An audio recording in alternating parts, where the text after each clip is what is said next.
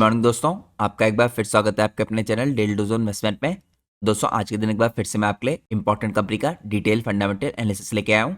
आज के दिन हम जिस कंपनी के ऊपर डिटेल में डिस्कशन करेंगे, ये कंपनी मैंने आपके लिए इससे पहले कभी भी कवर नहीं किया है। और दोस्तों, आज के दिन हमारा फोकस रहने वाला है इंडिया की AI स्टोरी पे। तो आज के दिन की हमारी कंपनी दोस्तों इंडिया में एक इंपॉर्टेंट डायरेक्ट AI प्लेयर है। और आज के दिन मैं आपके साथ इस कंपनी के बारे में काफ़ी इंपॉर्टेंट डिटेल डिस्कस करूंगा। तो मैं चाहता हूँ आप पूरी वीडियो लास्ट तक देखिए, जिससे आपसे कोई भी इंपॉर्टेंट डिटेल मिस आउट ना हो। इसके अलावा दोस्तों, अगर आप लोग चैनल पे पहली बार आए हैं तो प्लीज़ चैनल को सब्सक्राइब कीजिए और वीडियो को लाइक कीजिए। अगर आप लोग की कोई भी इंपॉर्टेंट क्वेरी होती है तो आप लोग मेरा जनरल टेलीग्राम चैनल ज्वाइन कर सकते हैं। मेरे जनरल टेलीग्राम चैनल का लिंक आपको हर वीडियो के नीचे डिस्क्रिप्शन में देखने को मिल जाएगा। इसके अलावा दोस्तों, मैंने आप लोग के लिए 2-3 दिनों पहले एक important members only video post की थी, तो आप इस वीडियो को चेकआउट कर सकते हैं। यहाँ पे अगर आप थंबनेल में देखें तो एक एरोस्पेस प्लस इंजीनियरिंग की कंपनी है जो high growth small cap company है। तो मैंने आप लोग के लिए इसका डिटेल एनालिसिस किया था। तो दोस्तों, इस इंपॉर्टेंट वीडियोस को भी जरूर चेकआउट कीजिए अगर आप लोग के पास चैनल की मेंबरशिप है। अगर आप लोग के पास चैनल की मेंबरशिप नहीं है तो इस तरह की इंपॉर्टेंट वीडियोस को चेकआउट करने के लिए आप लोग सिंपली यहाँ पे ज्वाइन बटन पर क्लिक कर सकते हैं। जैसे ही आप ज्वाइन बटन पर क्लिक करेंगे, इसके अंदर आपको अलग अलग टाइप्स की मेंबरशिप देखने को मिलेंगी। आप इनमें से कोई सी इंपॉर्टेंट मेंबरशिप को सिलेक्ट कर सकते हैं। यहाँ पे आपको अलग अलग मेंबरशिप दिखेंगी, first timer, beginner, gold investor और प्लेटिनम इन्वेस्टर। तो आप इनमें से कोई सी मेंबरशिप सेलेक्ट करेंगे, आप ये सारी इंपॉर्टेंट वीडियोस चेकआउट कर पाएंगे, जो स्पेशली मैं अपनी यूट्यूब चैनल के मेंबर्स के लिए पोस्ट करता हूँ। यहाँ पे दोस्तों लास्ट मेंबरशिप है प्लेटिनम इन्वेस्टर वाली, ये स्पेशल मेंबरशिप है। ये मेंबरशिप लेने के बाद आप लोग डायरेक्टली मेरे से कॉन्टैक्ट कर सकते हैं। मेरा ईमेल एड्रेस आपको स्क्रीन में टॉप में देखने को मिल जाएगा। और अगर आप चाहें तो मेरे जनरल टेलीग्राम चैनल पे मुझे मैसेज भी कर सकते हैं। मेरे जनरल टेलीग्राम चैनल का लिंक भी आपको मेरी किसी भी वीडियो के नीचे डिस्क्रिप्शन में देखने को मिल जाएगा। अब यहाँ पे दोस्तों, ये तो पहली एडवांटेज है चैनल की मेंबरशिप लेने की कि आपको कुछ खास इंपॉर्टेंट वीडियोस देखने को मिलेंगी डिटेल एनालिसिस की। इसके अलावा कुछ और इंपॉर्टेंट एडवांटेजेस हैं यहाँ पे चैनल की मेंबरशिप लेने की। तो यहाँ पे दोस्तों, अगर आप चेकआउट कीजिए, दूसरी एडवांटेज ये है कि आपको मेरा members only Telegram channel join करने का मौका मिलेगा। तो चैनल की मेंबरशिप लेने के बाद आपको पोस्ट पे क्लिक करना है। पोस्ट के अंदर आपको एक लिंक देखने को मिलेगा। इस लिंक के थ्रू आप मेरा members only Telegram channel join कर सकते हैं। हम अपने मेंबर्स ओनली टेलीग्राम चैनल पे भी दोस्तों इंपॉर्टेंट कंपनीज के ऊपर, इंडस्ट्रीज के ऊपर और मार्केट में जो हो रहा है उसके ऊपर इंपॉर्टेंट डिस्कशन करते हैं। तो चैनल की मेंबरशिप लेने के बाद आपको members only Telegram channel join करना भूलना नहीं है। इसके अलावा दोस्तों, जो मेंबर्स ओनली कंटेंट है, अगर आप लोग इसको एक साथ देखना चाहते हैं तो यहाँ पे आप अपनी स्क्रीन में मेंबर्स ओनली टैब पे क्लिक कर सकते हैं। इस टैब के अंदर आपको सारी इंपॉर्टेंट वीडियोस जो मैं अपने यूट्यूब चैनल के मेंबर्स के लिए पोस्ट करता हूँ, ये देखने को मिलेंगी। इसके साथ साथ दोस्तों, पिछले कुछ दिनों में मैंने अपने जनरल यूट्यूब चैनल पे आपके लिए काफ़ी इंपॉर्टेंट कंपनीज और कवर किए हैं। तो मेरे चैनल पे जो इससे पहले की वीडियो थी उसमें मैंने आपके लिए सेमीकंडक्टर कंपनीज का कंपैरेटिव एनालिसिस किया है। यहाँ पे मैंने आपके लिए 3 कंपनी सेलेक्ट की हैं कंपैरेटिव एनालिसिस करने के लिए, और उसके बाद मैंने यहाँ पे इन 3 कंपनीज को डिफरेंट डिफरेंट मैट्रिक्स बेस पे कंपेयर किया है। इसके अलावा दोस्तों, मैंने आप लोग के लिए 5-6 दिनों पहले एक aerospace plus defence related small cap company है का भी डिटेल एनालिसिस किया था, तो आप इस वीडियो को भी चेकआउट कर सकते हैं। तो ये तो दोस्तों जनरल चैनल से रिलेटेड और मेंबरशिप से रिलेटेड कुछ इंपॉर्टेंट डिटेल थी। इसके अलावा जैसा कि मैं आपको हर वीडियो की स्टार्टिंग में इन्फॉर्म करता हूँ, हमारी आज की वीडियो भी पूरी तरीके से एजुकेशनल पर्पज से बनाई गई है। हम अपनी किसी भी वीडियो में किसी कंपनी के प्राइस के ऊपर या किसी कंपनी के टेक्निकल चार्ट्स के ऊपर कोई डिस्कशन नहीं करते हैं। हमारा पूरा फोकस होता है कंपनी के एनालिसिस में और इंडस्ट्री के एनालिसिस में। और दोस्तों, मैं कोई सेबी रजिस्टर्ड रिसर्च एनालिस्ट या फाइनेंशियल एडवाइजर नहीं हूँ। तो अगर आपको मार्केट में कोई भी डिसीजन लेना है, उससे पहले आप लोग को अपने सेबी रजिस्टर्ड रिसर्च एनालिस्ट और फाइनेंशियल एडवाइजर की सलाह लेना बहुत ज़रूरी है। क्योंकि अगर आप किसी की भी रैंडम रिकमेंडेशन पे मार्केट में अपने डिसीजन को बेस करेंगे तो आप लोग को मार्केट में काफ़ी हैवी लॉस उठाना पड़ सकता है।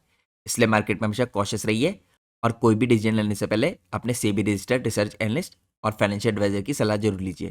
तो ये इंपॉर्टेंट डिस्क्लेमर था दोस्तों, जो आप सब लोग को पता होना चाहिए। अब मैं आप लोगों को सीधे लेकर चलता हूँ आज के हमारे इंपॉर्टेंट कंपनी के डिटेल एनालिसिस में। तो जिस कंपनी के ऊपर दोस्तों आज हम डिस्कशन करने वाले हैं, इस कंपनी का नाम है MPS लिमिटेड। सबसे पहले मैं आपको इस कंपनी का कुछ बेसिक ओवरव्यू बताऊंगा। तो अगर आप चेकआउट कीजिए दोस्तों, MPS लिमिटेड इस टाइम पे एक लीडिंग ग्लोबल प्रोवाइडर है ऑफ प्लेटफॉर्म्स, कंटेंट और learning solutions for digital world.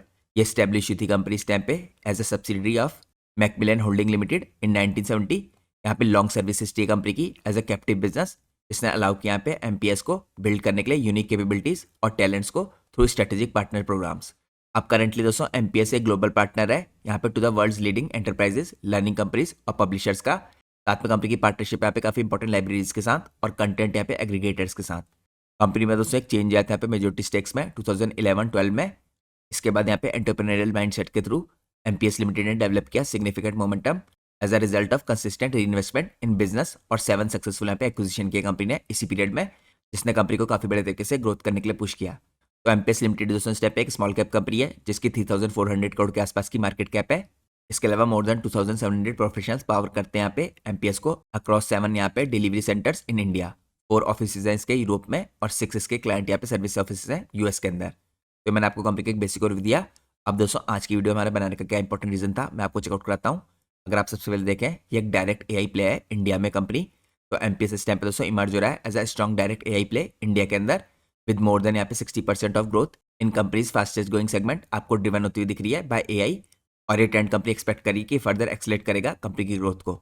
इसके अलावा दोस्तों कंपनी के करंट जो वैल्यूएशन है, ये भी एक इंपॉर्टेंट रीजन था आज की वीडियो बनाने का। करंटली आप कह सकते हैं कंपनी 20 के पी पे ट्रेड करी है ट्रेलिंग 12 मंथ के बेसिस पे। इसके अलावा दोस्तों कंपनी यहाँ पे एम्बिशियस प्लान रखती है डबल करने के लिए अपने रेवेन्यू को नेक्स्ट 2 ईयर में। तो ये भी इंपॉर्टेंट रीजन है आज की डिटेल वीडियो का। इसके अलावा दोस्तों यहाँ पे over 30% of its revenue already comes from high margin platform business. तो कंपनी के दोस्तों ऑलरेडी यहाँ पे प्रेजेंट ऑनलाइन प्लेटफॉर्म्स है जिसके थ्रू कंपनी काफी बड़े तरीके से रेवेन्यू जनरेट करी है।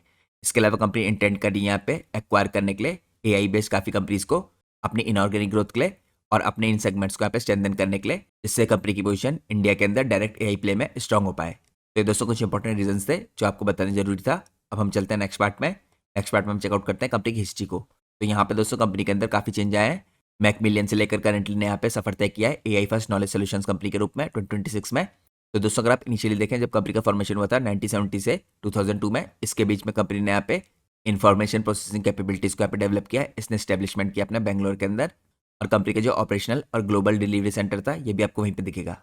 इसके बाद दोस्तों 2002 से 2012 में इसमें चेंजेस आने की शुरुआत हुई और कंपनी ने अपने को रिपोजिशन किया पब्लिक मार्केट्स के अंदर न्यू ओनरशिप के थ्रू, जिसने 2012 के बाद इसको पिवट किया यहाँ पे डिजिटल लर्निंग और रिसर्च सोल्यूशंस के रूप में। इसके बाद दोस्तों 2013 से 17 के बीच में यहाँ पे इसने यूएस के अंदर एक्सपेंशन किया और प्लेटफॉर्म के अंदर एंट्री लिए।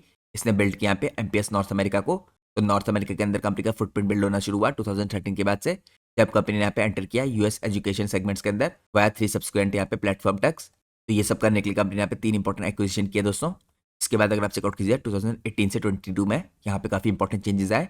यहाँ पे कंपनी की जो कैपेबिलिटीज थी ये एक्सपेंड हुई। तो यहाँ पे कंपनी दोस्तों डिजिटल प्लेटफॉर्म और एंटरप्राइज यहाँ पे लर्निंग प्लेटफॉर्म बनी, जो ई लर्निंग का प्लेटफॉर्म कह सकते हैं आप।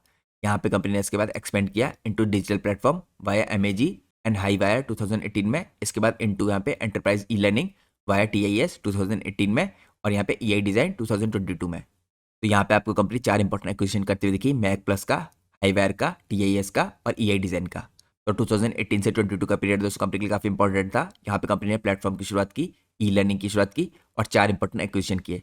इसके बाद दोस्तों अगर आप चेकआउट कीजिए सबसे रिसेंट हिस्ट्री में, यानी पिछले 3 सालों में 2023 से लेकर 26 के बीच में, यहाँ पे ग्लोबल डाइवर्सिफिकेशन किया कंपनी ने। इसके अंदर कंपनी आपको 2 इंपॉर्टेंट एक्विजिशन करती हुई दिख रही है, एल लिबरेट का, उसके बाद अनबाउंड का हेल्थ केयर में। यहाँ पे दोस्तों कंपनी ने एक्सटेंड किया एएनजे वाया लिबरेट लर्निंग 2023 में। तो यहाँ पे चाइना के अंदर B2C ऑथर सर्विस है वाया एजीई, ये 2024 में हुआ। इसके बाद दोस्तों यहाँ पे हेल्थ केयर नॉलेज के अंदर कंपनी ने एंट्री ली अनबाउंड मेडिसिन के थ्रू 2026 में। तो ये 2 इंपॉर्टेंट एक्विजिशन कंपनी आपको पिछले 3 साल में करती हुई दिखी। और जैसे मैंने आपको दोस्तों स्टार्टिंग में चेकआउट कराया, कंपनी का एम है यहाँ पे लगातार एक्विजिशन करना एआई के अंदर, जिससे अपनी टेक्नोलॉजी को, अपनी प्रेजेंस को स्ट्रॉन्ग कर पाए। तो दोस्तों आप टेक अवे में कह सकते हैं कंपनी ने काफी शानदार तरीके से यहाँ पे इवॉल्व किया अपने बिजनेस को और डाइवर्सिफाई किया यहाँ पे AI first global knowledge solutions के अंदर। इसके बाद कंपनी ने यहाँ पे एक्विजिशन किया काफी इंपॉर्टेंट कैपेबिलिटीज को एक्सपेंड करने के लिए और मार्केट में एक्सेस लेने के लिए ग्लोबल लेवल पे। तो 11 एक्विजिशन कर चुकी है कंपनी यहाँ पे और साथ में कंपनी ने 3 कॉन्टिनेंट्स के अंदर अपनी प्रेजेंस को यहाँ पे स्टैब्लिश किया है। अब हम चलते हैं दोस्तों नेक्स्ट पार्ट में। नेक्स्ट पार्ट में हम चेकआउट करते हैं यहाँ पे कंपनी के बिजनेस सेगमेंट्स को। तो दोस्तों यहाँ पे आप कंपनी के बिजनेस को 3 सेगमेंट्स में बांट सकते हैं। पहला सेगमेंट है यहाँ पे कंटेंट सोल्यूशंस का, दूसरा प्लेटफॉर्म सोल्यूशंस का और तीसरा लर्निंग सोल्यूशंस का। तो दोस्तों कंपनी का जो सबसे पहला सेगमेंट है यहाँ पे कंटेंट सोल्यूशंस का, इसके अंदर कंपनी कंटेंट ऑथरिंग और डेवलपमेंट करती है, कंटेंट असेंबली करती है, कंटेंट ट्रांसफॉर्मेशन करती है और कंटेंट फुलफिलमेंट करती है। इसके बाद दूसरा सेगमेंट है यहाँ पे प्लेटफॉर्म सोल्यूशंस का, इसके अंदर कंपनी मैन्युस्क्रिप्ट सबमिशन, उसके अलावा कंटेंट वर्कफ्लो मैनेजमेंट, कंटेंट यहाँ पे होस्टिंग डिलीवरी, इसके बाद ऑर्डर और सब्सक्रिप्शन मैनेजमेंट, यूसेज एनालिटिक्स, इसके अलावा यहाँ पे आइडेंटिटी और एक्सेस मैनेजमेंट करती है। फिर लर्निंग सोल्यूशंस के अंदर दोस्तों कंपनी यहाँ पे कस्टम डेवलपमेंट करती है, मैनेज लर्निंग सर्विसेज प्रोवाइड करती है, सिमुलेशंस के अंदर काम करती है, सीरियस गेम्स में काम करती है, मोबाइल लर्निंग में काम करती है, माइक्रो लर्निंग में काम करती है, AR VR मिक्स यहाँ पे रियलिटी के अंदर काम करती है। तो ये मैंने आपको कुछ इंपॉर्टेंट कंपोनेंट्स दिखाए कंपनी के, यहाँ पे आपको डिफरेंट सेगमेंट्स के अंदर कंटेंट सोल्यूशंस, प्लेटफॉर्म सोल्यूशंस और लर्निंग सोल्यूशन दिखेगा। अब दोस्तों हम चलते हैं नेक्स्ट पार्ट में।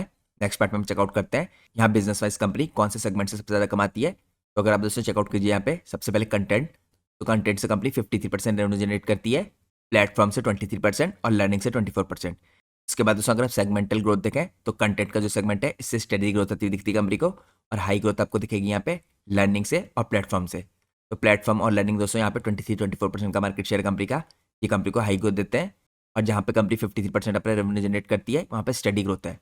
इसके अलावा दोस्तों अगर आप देखें वैल्यू प्रोपोजिशन, तो यहाँ पे ऑपरेशनल एक्सीलेंस है कंपनी की कंटेंट वाले सेगमेंट में। ये एक्सीलेंस कंपनी को मदद करती है यहाँ पे स्टडी ग्रोथ जनरेट करने में। इसके बाद दोस्तों जो बाकी के दो सेगमेंट है इस टाइम पे प्लेटफॉर्म सोल्यूशंस और लर्निंग सोल्यूशंस, इन दोनों के अंदर कंपनी के यहाँ पे प्रोडक्ट की लीडरशिप है। तो एक मैंने आपको बेसिक ओवरव्यू दिया यहाँ पे इसके डिफरेंट सेगमेंट्स का और किस हिसाब से रेवेन्यू में कंट्रीब्यूट करते हैं। अब दोस्तों हम इनके बारे में कुछ इंपॉर्टेंट डिटेल और जानेंगे। हम यहाँ पे डिटेल में चेकआउट करते हैं इन्हें। तो एमपीएस ऑपरेट कर रहे हैं यहाँ पे 3 मेन सेगमेंट्स के थ्रू, जैसे मैंने आपको ऑलरेडी चेकआउट करा दिया है। ये सिनर्जेटिक सेगमेंट है दोस्तों, तीनों की एक दूसरे के साथ काफ़ी अच्छी सिनर्जी है। तो सबसे पहले अगर आप कंटेंट सोल्यूशंस को देखें तो हिस्टोरिकली ये लार्जेस्ट शेयर रखता है यहाँ पे, लेकिन आप ग्रेजुअली यहाँ पे डाइवर्सिफिकेशन कर रही कंपनी। यहाँ पे सेगमेंट दोस्तों डिलीवर करता है end to end content creation, development, production, delivery services. इसके अलावा सपोर्ट करता है एजुकेशनल, एकेडमिक, एसटीएम और यहाँ पे प्रोफेशनल पब्लिशर्स को। इसके अलावा दोस्तों यहाँ पे की ऑफरिंग इंक्लूड करती है इसके अंदर कंटेंट ऑथरिंग और इसके अलावा डेवलपमेंट, एडिटोरियल सर्विसेज। इसके अलावा proofreading, indexing, project management, composition, design, digitisation, accessibility, compliances, interactive media और मल्टीमीडिया। इसके अलावा आपको यहाँ पे राइट्स एंड परमिशन दिखेगा, फुलफिलमेंट, कस्टमर सपोर्ट दिखेगा। ये एम्फेसिस करती है इस टाइम पे ऑपरेशनल एक्सीलेंस के अंदर और प्रिंट टू डिजिटल ट्रांसफॉर्मेशन के अंदर। इसके बाद दोस्तों दूसरा इंपॉर्टेंट सेगमेंट था यहाँ पे प्लेटफॉर्म सॉल्यूशंस का। तो दोस्तों हाई ग्रोथ सेगमेंट है सॉफ्टवेयर एज ए सर्विस का। ये इंक्लूड करता है यहाँ पे cloud based platform, technology services जो कवर करते हैं यहाँ पे फुल कंटेंट लाइफ साइकिल और वर्क फ्लोज। इसके साथ साथ यहाँ पे मैनेजमेंट टू डिलीवरी और एनालिटिक्स भी आता है इसके अंदर। ये दोस्तों सॉल्यूशंस हेल्प करते हैं पब्लिशर्स को एक्सीलरेट करने के लिए, टाइम टू मार्केट स्ट्रीमलाइन करने के लिए ऑपरेशंस को, जिससे दोस्तों ये सब ले पाए यहाँ पे डाटा ड्रिवन डिसीजंस। इसके बाद अगर थर्ड नंबर पे देखें ई लर्निंग सॉल्यूशंस के अंदर, ये एक्सपेंडिंग सेगमेंट है कंपनी का, लगातार एक्सपेंड हो रहा है। यहाँ पे कंपनी का फोकस है ई लर्निंग कंटेंट के अंदर, कॉर्पोरेट ट्रेनिंग मॉड्यूल्स के अंदर, एक्सपीरियंशियल यहाँ पे लर्निंग डिजाइन के अंदर, सिमुलेशंस के अंदर, माइक्रो और mobile learning, AR VR experience. इसके अलावा लर्निंग प्लेटफॉर्म्स। तो इस सेगमेंट के अंदर दोस्तों कंपनी टारगेट करती है यहाँ पे कॉर्पोरेट्स को, एडटेक फर्म्स को, इसके अलावा इंस्टीट्यूशंस को जो सीख करने यहाँ पे एंगेजिंग, इम्पैक्टफुल और लर्निंग एक्सपीरियंस। तो ये दोस्तों मैंने आपको क्विकली चेकआउट कराया जो कंपनी के 3 इंपॉर्टेंट सेगमेंट्स हैं, ये किस तरह का काम करते हैं। अब हम चलते हैं नेक्स्ट पार्ट में। नेक्स्ट पार्ट में हम चेकआउट करते हैं दोस्तों कंपनी के की प्रोडक्ट्स और प्लेटफॉर्म्स क्या हैं। तो यहाँ पर दोस्तों अगर आप चेकआउट कीजिए, एमपीएस यहाँ पे ऑफर कर रहा है काफ़ी wide range of proprietary cloud based platforms along side अपनी सर्विसेज। तो यहाँ पे सबसे पहले आपको इंपॉर्टेंट प्लेटफॉर्म दिखेगा कंपनी का डिजीकोर। ये डिजिटल दोस्तों यहाँ पे पब्लिशिंग सूट है और यूनिफाइड यहाँ पे वर्क फ्लो, कंटेंट क्रिएशन और मैनेजमेंट। इसके बाद आपको दूसरा इंपॉर्टेंट कंपनी का प्रोडक्ट दिखेगा एमपीएस ट्रैक। ये वर्क फ्लो और कंटेंट मैनेजमेंट करता है। यहाँ पे ट्रैकिंग सिस्टम है फॉर बुक्स के लिए, जर्नल्स के लिए और अदर मीडिया के लिए। इसके बाद आप लोग को कंपनी का अगला इंपॉर्टेंट प्रोडक्ट दिखेगा मैक प्लस। ये सोल्यूशंस प्रोवाइड करता है for publishing content to mobile apps. इसके बाद आपको दिखेगा थिंक 365 या थिंक 360। ये काम करता है ऑर्डर मैनेजमेंट के अंदर, फुलफिलमेंट के अंदर, सब्सक्रिप्शन हैंडलिंग के अंदर, इसके अलावा बिजनेस इंटेलिजेंस के अंदर और कस्टमर सपोर्ट प्लेटफॉर्म के अंदर। इसके बाद आपको अगला इंपॉर्टेंट प्रोडक्ट दिखेगा कंपनी का स्कॉलर स्टोर। ये करता है content hosting, management, delivery platform particularly for scholarly और यहाँ पे साइंटिफिक कंटेंट। इसके बाद आपको यहाँ पे स्कॉलरी स्टेट्स दिखेगा। ये यूज़ करता है एनालिटिक्स टूल्स को हेल्प करने के लिए, यहाँ पे लाइब्रेरीज को, इंस्टीट्यूशंस को यहाँ पे बजट करने के लिए और ROI एनालिसिस करने के लिए। इसके बाद आपको MPS इनसाइट दिखेगा। ये रियल टाइम दोस्तों यूज़ करता है एनालिटिक्स का और पब्लिशर्स टू आइडेंटिफाई यहाँ पे सेल्स अपॉर्चुनिटीज़ और मैनेज करने के लिए यहाँ पे कस्टमर की रिटेंशन को। तो ये कंपनी के कुछ इंपॉर्टेंट दोस्तों प्रोडक्ट और प्लेटफॉर्म थे। अब दोस्तों हम चलते हैं नेक्स्ट पार्ट में। नेक्स्ट पार्ट में अगर आप चेकआउट कीजिए यहाँ पे AI एट MPS, तो यहाँ पे आपको AI से रिलेटेड कुछ इंपॉर्टेंट डिटेल दिखाता हूँ मैं। AI इस टाइम पे करंटली कंपनी के रेवेन्यू में काफ़ी बड़े तरीके से कंट्रीब्यूट कर रहा है, हर सेगमेंट के अंदर आप कर सकते हैं। सबसे पहले दोस्तों अगर आप यहाँ पे देखें पहला सेगमेंट रिसर्च का, तो यहाँ पे आपको डिजीकोर प्रो दिखेगा कंपनी का प्लेटफॉर्म।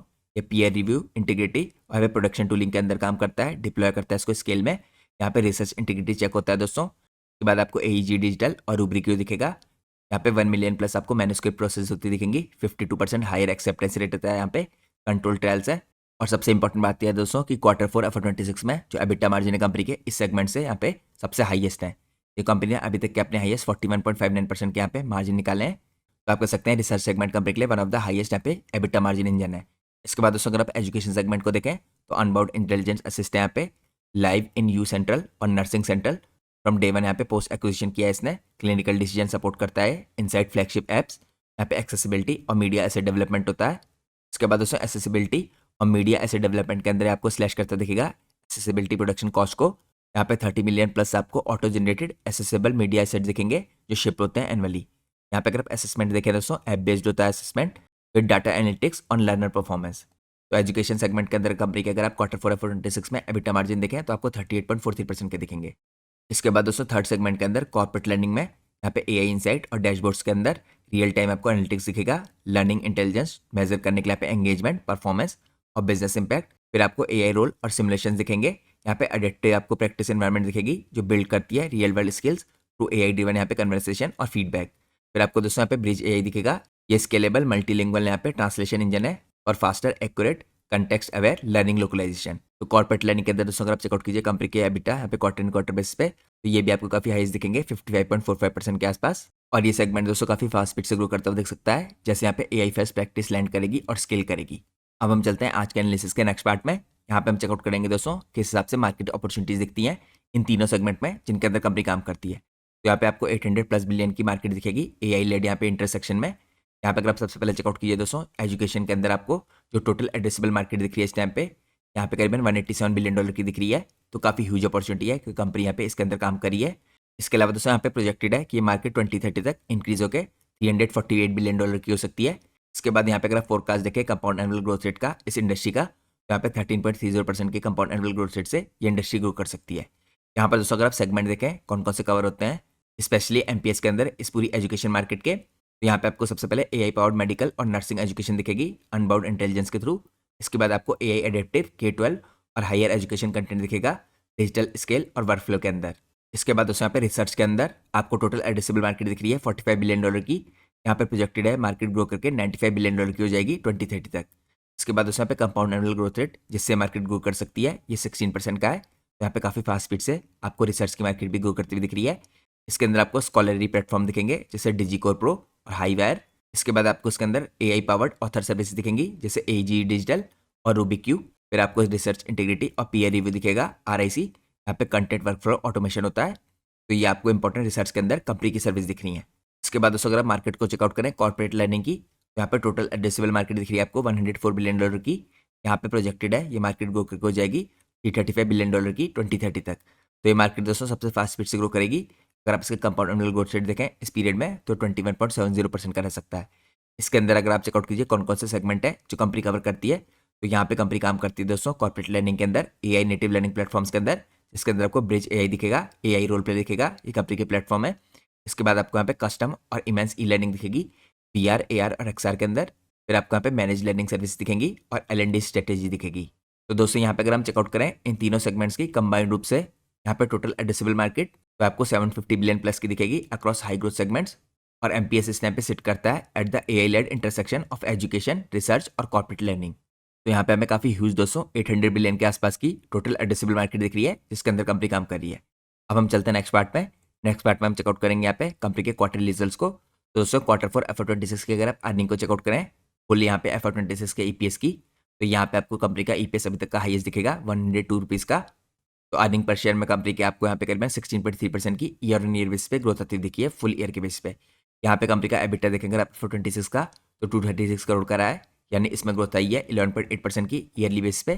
यहाँ पे अगर आप FY26 में एबिटा मार्जिन देखें तो आपको 30.7% के दिखे हैं।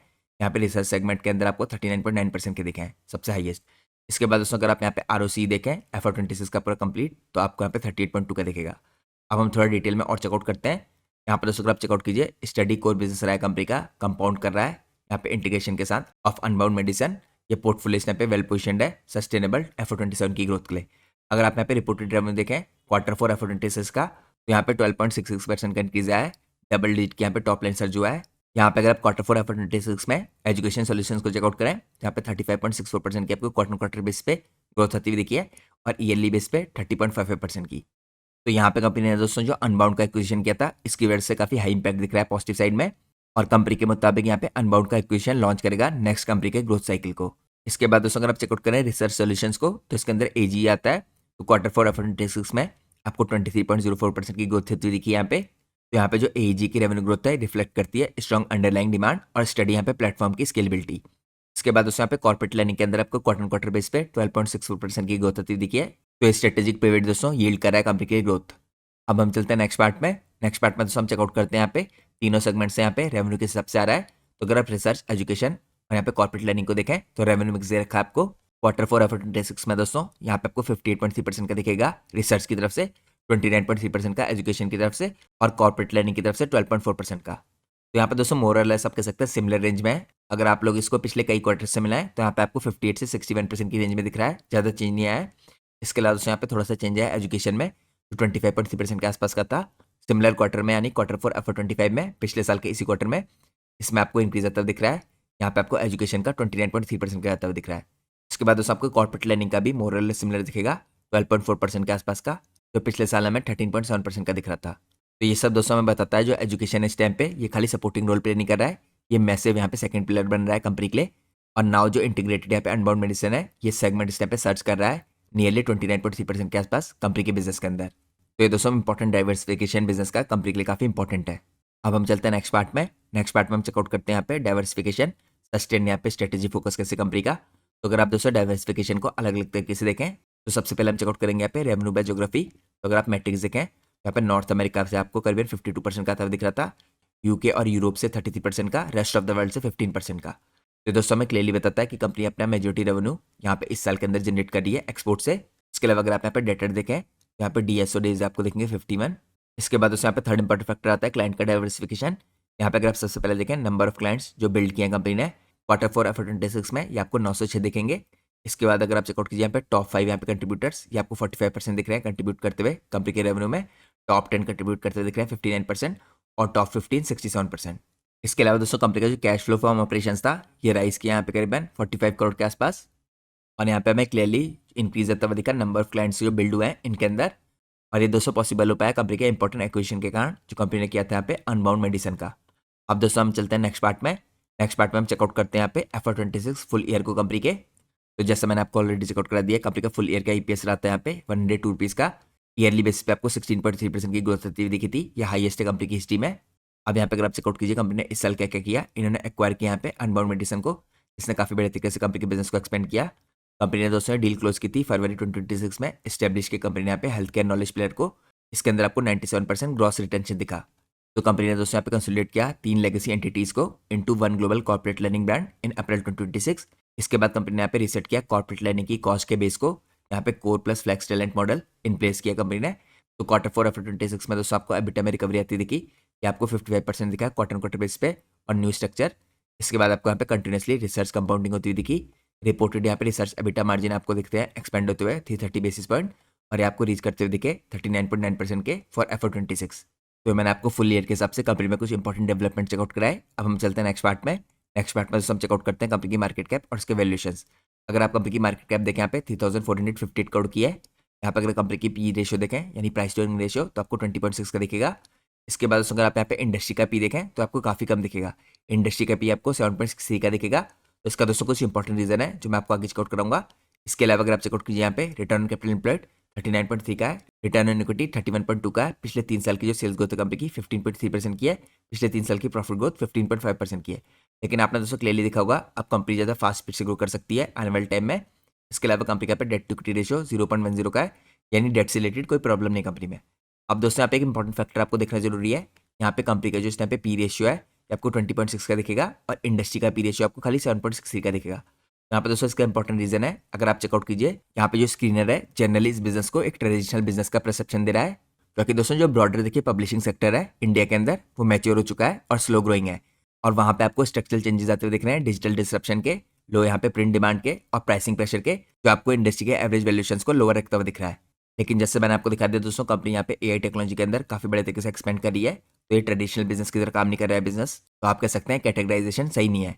इसके बाद अगर आप देखें दोस्तों यहाँ पे पीयर कंपोजिशन, स्क्रीनर जो यहाँ पे ग्रुप करता है MPS को विद कन्वेंशनल यहाँ पे एजुकेशनल और पब्लिशिंग प्लेयर्स, जबकि कन्वेंशनल कंपनी नहीं है खुद, क्योंकि उन कंपनीज के अंदर आपको मॉडरेट ग्रोथ और लोअर मार्जिन दिखेंगे। लेकिन यहाँ पे कंपनी के अंदर टेक्नोलॉजी की ग्रोथ के कारण मार्जिन भी हायर दिख रहे हैं और आपने देखा होगा कि इस हिसाब से कंपनी के EBITDA मार्जिन काफी हाई रेंज में दिखते हैं जो मैंने आपको चेकआउट कराया। तो यहाँ पे MPS ने ट्रांसफॉर्म किया है into high margin business, AI driven platform और सर्विस बिजनेस। तो स्क्रीनर दोस्तों स्टिल यूज कर रहा है ब्रॉडर सेक्टर के क्लासिफिकेशन को, जिसके कारण आपको इंडस्ट्री के एवरेज पी को आपको काफी कम दिखा रहा है। तो हम कह सकते हैं कि स्क्रीनर सही तरीके से कैरेक्टराइज नहीं कर पा रहा है इस बिजनेस को, क्योंकि बिजनेस में काफी रैपिड चेंजेस आए हैं। इसके बाद दोस्तों अगर आप देखें ग्रोथ और रिस्क के प्रोफाइल को, तो इस तरह की जो ट्रेडिशनल पब्लिशिंग कंपनीज होती हैं ये ऑफन शो करती है इनकंसिस्टेंट और लो सिंगल डिजिट के यहाँ पे रेवेन्यू ग्रोथ, जिसके कारण यहाँ पे लो मल्टीपल्स होते हैं इन कंपनी में वैल्यूएशंस के हिसाब से। लेकिन MPS में आपको स्ट्रॉन्ग 30% प्लस के यहाँ पे रिटर्न ऑन कैपिटल एम्प्लॉयड दिख रहा है और AI मोमेंटम दिख रहा है। साथ में जो कंपनी का प्लेटफॉर्म रेवेन्यू है ये फुली रिफ्लेक्ट नहीं करता है यहाँ पे इंडस्ट्री पी के अंदर। तो बॉटम लाइन में आप कह सकते हैं कंपनी यहाँ पे जो 20 के पी पे ट्रेलिंग 12 मंथ में ट्रेड करी है, ये दिखाता है कि हिसाब से कंपनी यहाँ पे प्रीमियम वैल्यूएशंस कमांड कर रही है, क्योंकि कंपनी की यहाँ पे सुपीरियर प्रॉफिटेबिलिटी है, AI डिफरेंशिएशन है और साथ में बेटर ग्रोथ का आउटलुक है। यहाँ पे दोस्तों लो इंडस्ट्री की जो फिगर है देखिए मोर ऑफ अ रिफ्लेक्शन है यहाँ पे जो आउटडेटेड और ब्रॉड क्लासिफिकेशन है यहाँ पे रेदर देन एमपीएस की जो ट्रू बिजनेस क्वालिटी है इसका। तो इसलिए दोस्तों जब स्क्रीनर में आप चेकआउट करते हैं तो आपको हमेशा ध्यान रखना है कि यहाँ पे स्क्रीनर उस कंपनी को कौन सी इंडस्ट्री के अंदर कैरेक्टराइज कर रहा है, क्योंकि कई बार उसमें कैरेक्टराइजेशन गलत होता है। अब हम चलते हैं एनालिसिस के नेक्स्ट पार्ट में। यहाँ पे हम चेकआउट करते हैं किस हिसाब से कंपनी के ऑपरेटिंग प्रॉफिट मार्जिन लगातार एक्सपेंड कर रहे हैं।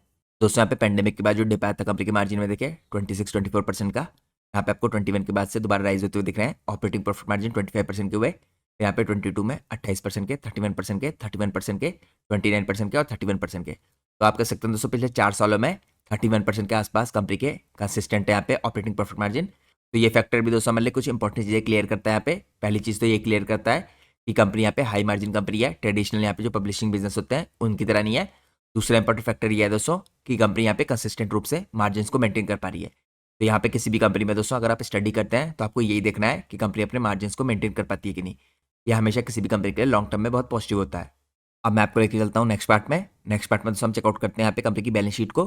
तो बैलेंस शीट में कंपनी के रिजर्व लगातार बढ़ते हुए दिख रहे हैं आपको। रिजर्व दोस्तों यहाँ पे 461 करोड़ से 571 करोड़ के हो गए हैं इस साल इंक्रीज होकर। बोरिंग यहाँ पे कुछ भी नहीं 61 करोड़ की है।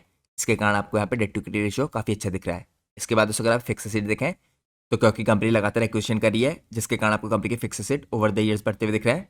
यहाँ पे अगर आप 22 से देखें 144 करोड़ से फिक्स एसेट इंक्रीज होकर 173 करोड़ के हुए, फिर 388 करोड़ के, इसका 2025 में 343 करोड़ के, और इस साल काफी शार्प इंक्रीज आया है। इस साल कंपनी के फिक्स एसेट इंक्रीज होकर 540 करोड़ के हो गए हैं। अब हम चलते हैं नेक्स्ट पार्ट में। नेक्स्ट पार्ट में हम चेकआउट करते हैं कंपनी के कैश फ्लो को। तो दोस्तों कंपनी लगातार कैश जनरेट करी है अपनी ऑपरेटिंग एक्टिविटी से। अगर आप पिछले 12 साल में देखें तो कोई भी ऐसा साल नहीं है दोस्तों जब कंपनी ने यहाँ पे कैश जनरेट नहीं किया है अपनी ऑपरेटिंग एक्टिविटी से। यहाँ पे अगर आप देखें करंटली अभी तक का हाईएस्ट कंपनी ने कैश जनरेट किया है मार्च 26 में अपनी ऑपरेटिंग एक्टिविटी से, यहाँ पे 197 करोड़ का। इसके अलावा कंपनी लगातार कैश इन्वेस्ट भी करी है दोस्तों यहाँ पे, इसलिए आपको cash from investing activity negative 133 crore का दिखेगा, लेकिन जो कंपनी के नेट कैश फ्लो है और फ्री कैश फ्लो है आपको 12 करोड़ और 188 करोड़ के दिखेंगे। तो यहाँ पे दोस्तों कैश फ्लो कंपनी के पॉजिटिव है। अब हम चलते हैं नेक्स्ट पार्ट में। नेक्स्ट पार्ट में हम चेकआउट करते हैं यहाँ पे कंपनी के की रेशियोज को। सबसे पहले अगर आप देखें दोस्तों यहाँ पे डेटेड डेज 59 से 63 हुए हैं। इसके बाद अगर आप कैश कन्वर्जन साइकिल देखें तो यहाँ पे आपको 59 से 63 डेज का होता दिख रहा है। तो ज़्यादा डिफरेंस नहीं है दोस्तों, मोर और लेस सिमिलर है, लेकिन यहाँ पे वर्किंग कैपिटल साइकिल काफ़ी बड़े तरीके से इंप्रूव हुआ है। वर्किंग कैपिटल साइकिल दोस्तों 24 डेज से यहाँ पे डिक्रीज होकर 8 डेज का हुआ है, जो पॉजिटिव बात है। अब हम चलते हैं नेक्स्ट पार्ट में। नेक्स्ट पार्ट में हम चेकआउट करेंगे यहाँ पे कंपनी के शेयर होल्डिंग पैटर्न को। तो पिछले कई सालों से दोस्तों यहाँ पे जो प्रमोटर है इन्होंने अपनी होल्डिंग में कुछ भी चेंज नहीं किया है। प्रमोटर की होल्डिंग पिछले 3-4 सालों से एक्जैक्टली यहाँ पे 68.34% है। इसके अलावा दोस्तों एफआईएज ने मैन्यूट से अपनी होल्डिंग को कम किया है यहाँ पे मार्च 26 में। अगर आप देखें 1.63% से इनकी होल्डिंग डिक्रीज होकर 1.47% की हुई है। लेकिन यहाँ पे दोस्तों पिछले 3 क्वार्टर से लगातार पॉजिटिव चेंज आ रहा है डीआईएस की होल्डिंग में। अगर आप 3 क्वार्टर पहले देखें तो डीआईएस की होल्डिंग 0.47% की थी, फिर यहाँ पे दिसंबर के टाइम पे 1.16% की हुई, और करंटली दोस्तों इस टाइम पे मार्च 26 में ये आपको इंक्रीज होकर 1.96% की होती दिख रही है। तो लगातार आपको यहाँ पे डीआईएस की होल्डिंग इंक्रीज होती दिख रही है। इसके अलावा दोस्तों ओवरऑल जो पब्लिक की होल्डिंग है 28.06% से 27.41% की हुई है, यानी पब्लिक की होल्डिंग कम हो रही है और यहाँ पे आपको डीआईज अपनी होल्डिंग बढ़ाते हुए दिख रहे हैं।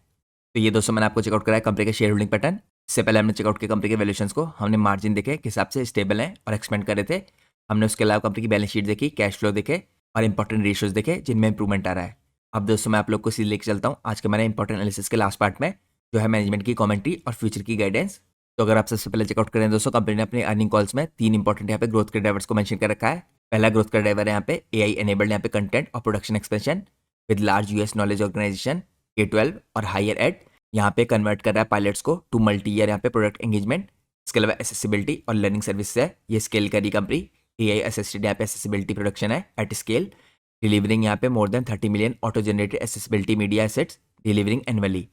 इसके अलावा दोस्तों FY26 रेवेन्यू जो है इसके अंदर से कंपनी का रफली ट्रिपल हो चुका है, ड्रिवन बाय 2 लार्ज यहाँ पे new accessibility engagement characterise as high margin. इसके बाद दोस्तों तीसरा इंपॉर्टेंट पार्ट है कंपनी के मुताबिक इसके ग्रोथ के ड्राइवर का, जो मैं आपको ऑलरेडी चेकआउट करा चुका हूँ। अनबाउंड यहाँ पे मेडिसिन का एक्विजिशन, ये क्लोज किया था कंपनी ने फरवरी 9, 2026 में। ये फर्स्ट 50 डेज में कंट्रीब्यूट करने लग गया दोस्तों। तो इसने दोस्तों पहले ही 50 डेज में 11.78 करोड़ का रेवेन्यू कंट्रीब्यूट कर दिया है, 19.6% ऑफ Q4 यहाँ पे एजुकेशन। इसके बाद अगर आप लोग इंटीग्रेशन के अंदर चेकआउट करें इसमें तो हेड काउंट यहाँ पे ट्रांजिशनिंग हो रही है क्लीनली, यहाँ पे इंटीग्रेशन थीसिस अभी भी रिमेन है इंटैक्ट। इसके बाद दोस्तों एक्विजिशन प्रोवाइड करता है स्ट्रेटेजिक वैल्यू भी, क्योंकि यहाँ पे रिकरिंग रेवेन्यू है और इसका काफी स्ट्रॉन्ग फुट होल्ड है मेडिसिन के अंदर, नर्सिंग के अंदर, जिसमें कंपनी यहाँ पे क्रॉस सेल कर सकती है विद एग्जिस्टिंग क्लाइंट्स। तो यहाँ पे कंपनी के मैनेजमेंट ने अर्निंग कॉल्स में 3 इंपॉर्टेंट कंपनी के ग्रोथ ड्राइवर बताए थे। अब हम चलते हैं नेक्स्ट पार्ट में। यहाँ पे हम चेकआउट करते हैं नंबर्स के टर्म्स में मैनेजमेंट की जो फ्यूचर की गाइडेंस है वो कैसी दिखती है। तो एमपीएस के मैनेजमेंट ने दोस्तों यहाँ पे लेट किया है एम्बिशियस लॉन्ग टर्म के रोड मैप को, और कंपनी ने इसे नाम दिया है विजन 2027।